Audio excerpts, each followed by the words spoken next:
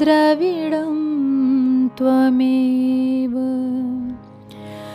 त्वमेव सर्वं मम देव देवा। श्री गर्ग संहिता के वृंदावन खंड का 22वां अध्याय। गोपांगनाओं द्वारा श्री कृष्ण का स्तवन, भगवान का उनके बीच में प्रकट होना, उनके पूछने पर हंस मुनि के उद्धार की कथा सुनाना तथा गोपियों को क्षीर सागर श्वेत द्वीप के नारायण स्वरूपों का दर्शन कराना।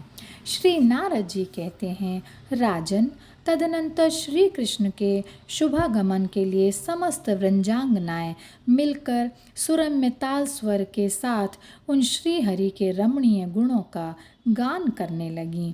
गोपियां बोलीं, लोक सुंदर, जनभूषण, विश्वदीप, मदन मोहन तथा जगत की पाप राशि एवं पीड़ा हरने वाले आनंद कंद यदुनंदन नंद नंदन, तुम्हारे चरणार विंदों का मकरंद भी परम स्वच्छंद है, तुम्हें बार बार नमस्कार है।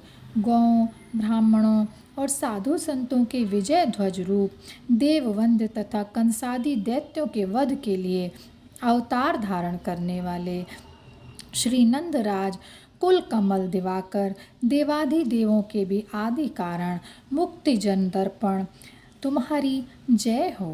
गोपवंश रूपी सागर में परम उज्ज्वल मोती के समान रूप धारण करने वाले गोपाल कुल रूपी गिरिराज के नील रत्न परमात्मन, गोपाल मंडल रूपी सरोवर के प्रफुल्ल कमल तथा गोपवृंद रूपी चंदनवन के प्रधान कलहंस, तुम्हारी जय हो। प्यारे श्याम सुंदर, तुम श्री राधिका के मुखारविंद का मकरंद पान करने वाले मधुप हो। श्री राधा के मुखचंद्र की सुधामयी चंद्रिका के आस्वादक चकोर हो।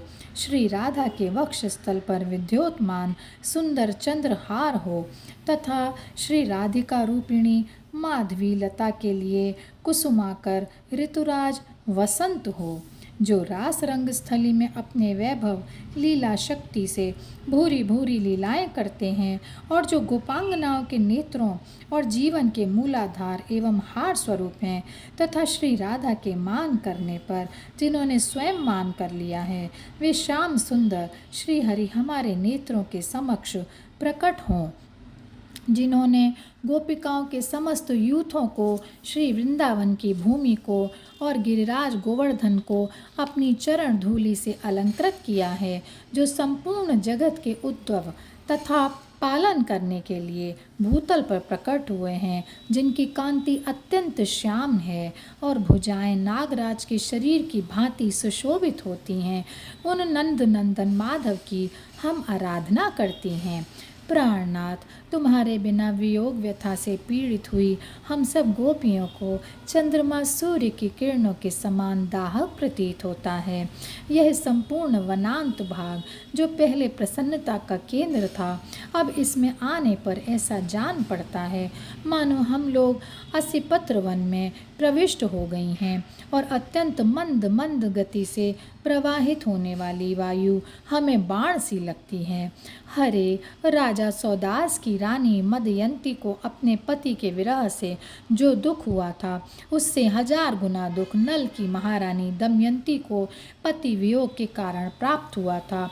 उनसे भी कोटि गुना अधिक दुख पति विरहिणी जनक नंदिनी सीता को हुआ था और उनसे भी अनंत गुना अधिक दुख आज हम सबको हो रहा है। श्री नारद जी कहते हैं, राजन, इस प्रकार रोती हुई गोपांगनाओं के बीच में कमल नयन श्री कृष्ण सहसा प्रकट हो गए और मानो अपना अभीष्ट मनोरथ स्वयं आकर मिल गया हो।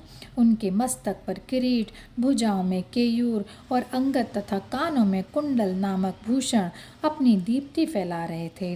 स्निग्ध निर्मल सुगंधपूर्ण नीले घुंघराले केश कलाप मन को मोह लेते थे।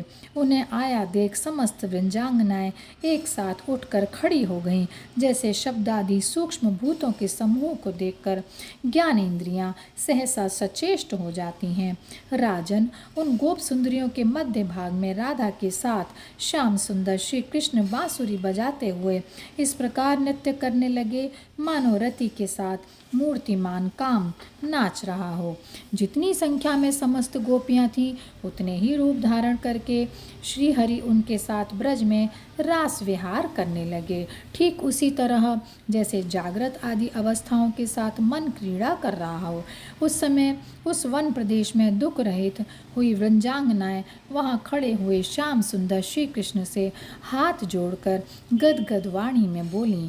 गोपियों ने कहा, श्याम सुंदर, बताओ तो सही, जो सारे जगत को तिनके की भांति त्याग कर तुम्हारे चरणारविंदों में अपना तन मन और प्राण अर्पित कर चुकी हैं, उन्हीं इन गोपियों के इस महान समुदाय को छोड़कर तुम कहाँ चले गए थे? श्री भगवान बोले, गोपांगनाओं, पुष्कर द्वीप के दधि मंडोद समुद्र के भीतर रहकर हंस नामक महामुनि तपस्या कर रहे थे। वे मेरे ध्यान में रत रहकर बिना किसी हेतु या कामना के भजन करते थे। उन तपस्वी महामुनि को तपस्या करते हुए 2 मनवंतर का समय इसी तरह बीत गया। उन्हें आज ही आधे योजन लंबा शरीर धारण करने वाला एक मत्स्य निगल गया था। फिर उसे भी मत्स्य रूपधारी महान असुर पौंड्र निकल गया।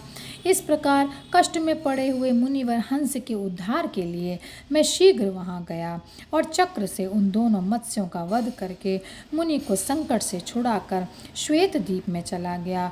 वृंजांगनाओं, वहां क्षीर सागर के भीतर शेष शैया पर मैं सो रहा था।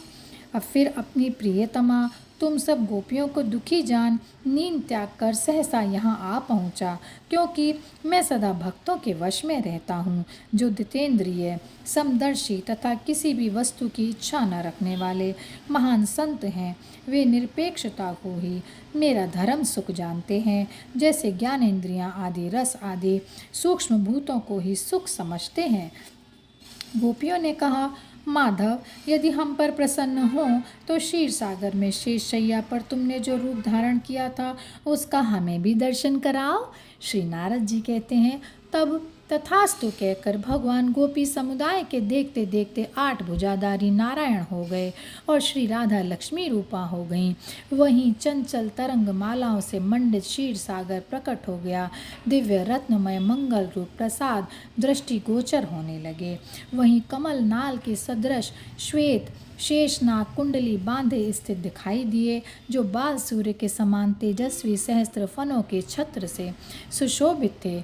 उस शेष शैया पर माधव सुख से सो गए तथा लक्ष्मी रूप धारिणी श्री राधा उनके चरण दबाने की सेवा करने लगी। करोड़ों सूर्यों के समान तेजस्वी उस सुंदर रूप को देखकर गोपियों ने प्रणाम किया और वे सभी परम आश्चर्य में निमग्न हो गईं। मैथिल, जहाँ श्री कृष्ण ने गोपियों को इस रूप में दर्शन दिया था, वह परम पुण्यमय पापनाशक क्षेत्र बन गया। तदनंतर माधव गोपांगनाओं के साथ यमुना तट पर आकर कालिंदी के वेगपूर्ण प्रवाह में संत रण केला कला केली करने लगे। श्री राधा के हाथ से उनका लक्ष्य दल कमल और चादर लेकर माधव पानी में दौड़ते तथा हंसते हुए दूर निकल गए। तब श्री राधा भी उनके चमकीले पीताम्बर वंशी और बैंत लेकर हंसती हुई यमुना जल में चली गईं। अब महात्मा श्री कृष्ण उन्हें मांगते हुए बोले, राधे, मेरी बांसुरी दे दो। श्री राधा कहने लगी, माधव, मेरा कमल और वस्त्र लौटा दो। श्री कृष्ण ने श्री राधा को कमल और वस्त्र दे दिए। तब श्री राधा ने भी महात्मा श्री कृष्ण को वंशी, पीताम्बर और बैंत लौटा दिए।